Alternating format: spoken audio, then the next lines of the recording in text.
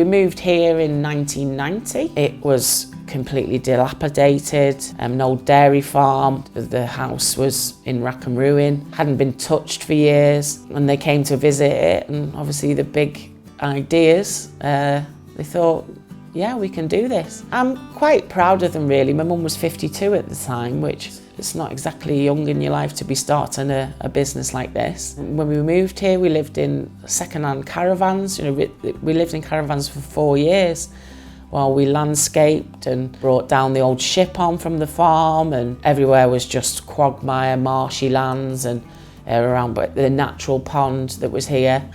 But I think it was that vision that, they could, and how they had the vision, it still amazes me to this day. We first started the business because my mum had not liked what she'd heard from what would happen to her dog when after he passed away. Animal rights weren't as popular as they are now. Cats and dogs were getting reprocessed. It was a bit of a grim industry back then. My mum being an animal lover and always having a little pet cemetery in our garden in Chester, didn't like the idea, and my mum came up with the idea of a pet cemetery to offer pets a more dignified send-off, to be treated like family, like they are treated like family in people's homes.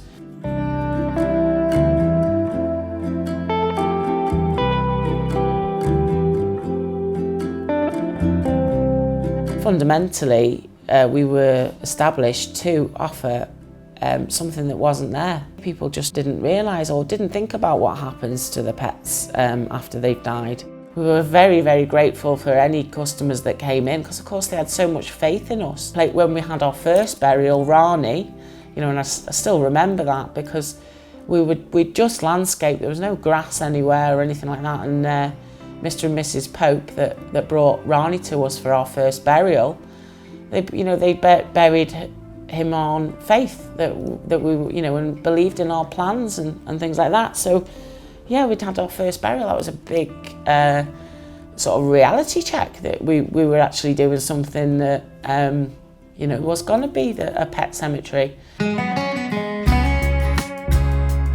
We've grown along the way. We were all as a family working together. My mum and dad, me, Jason and his wife Sue, Dirk, and then we now have Adam and Tegan, which is Jason's children. So, we're on to third generation now with this business. We employ 20 in the pet funeral services side of things, and 11 in the tea rooms. We have looked after over 30,000 families.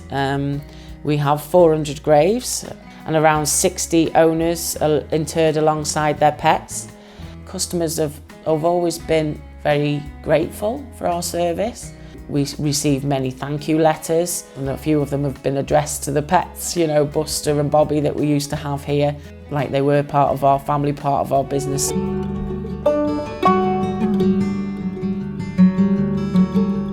I'm very proud of my mum and dad, and in awe really of how they had the vision, the endurance that they needed to keep that vision alive. We offer the clients a service that is very caring.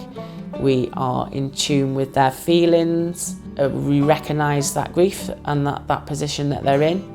And we're very, very proud of the service that we're able to offer.